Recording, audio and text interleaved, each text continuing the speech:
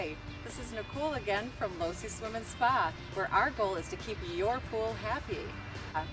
Today we're going to talk about common pump problems such as air bubbles in the return, a humming motor, or a clogged impeller. So stay tuned. We're going to start with a common problem with air bubbles in the pool. First up, you're going to want to check your water level. First and simplest thing to do. Is my water level too low, or is it just right, or is it too high? And I can show you where a proper water level is at. So the proper water level you want about halfway up or 3/4 of the way up your skimmer. Or some skimmers actually have a marcation line where it says pool fill here or line here. And you can also note that if your skimmer faceplate has that little marcation line. If your water levels are off, either if it's too low, you're going to fill your pool up to that fill line or 3/4 halfway up your skimmer. And if it's just right, then you can carry on to the next thing, which would be checking your pump lid O-ring. The second thing to check would be your pump lid O-ring, okay? So we're going to get into the lid here, take that off. Now that's where you're going to find your pump lid O-ring, right here. Sometimes you have to pry it out with a little pick or something to get that O-ring out.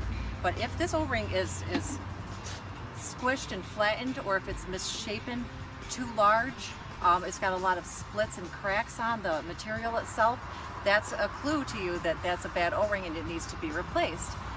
When you get your proper O-ring, you then want to put a little bit of O-ring lube around the O-ring. Okay, just go all the way around and coat that O-ring like that, and then just a light layer, nothing excessive. And then put your O-ring on the pump lid, of course taking your old one off first, put your new one on, and then seal it back down. Start your equipment back up, and if you have solved the problem with no more air bubbles, that was simply the problem, a bad pump lid O-ring.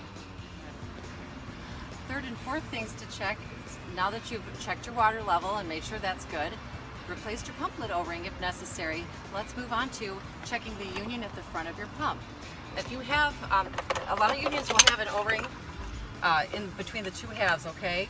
Right here, you see an O-ring right here. That O-ring might be bad as well, so that's a replaceable piece. So just bring that into your favorite pool store and get your O-ring.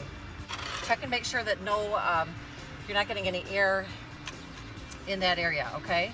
Now, if that's okay, then what we're going to do is we can move on to getting up into the impeller to see if that's clogged. What I'm going to do, I like to take an old school metal handled garden hose nozzle, thread it on the garden hose, get this ready. Now you're going to have to take out your pump basket, okay? So you'll take out your right pump basket, and then that'll give you room to aim back up into here. And I'm using this cutaway pump so you can kind of see where we're striving to go, which is the impeller is right here, okay guys?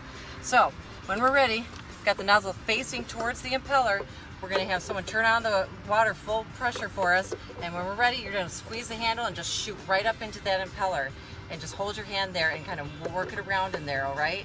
Now, you will, if it is clogged, you will see pine needles come flying out, little pebbles. I've had someone's kid put the fish tank pebbles down the skimmer before, and that came shooting out, so all kinds of stuff could come shooting out of there. So you do that. When you're done, just turn off the water, bring this back out, put your pump basket back in,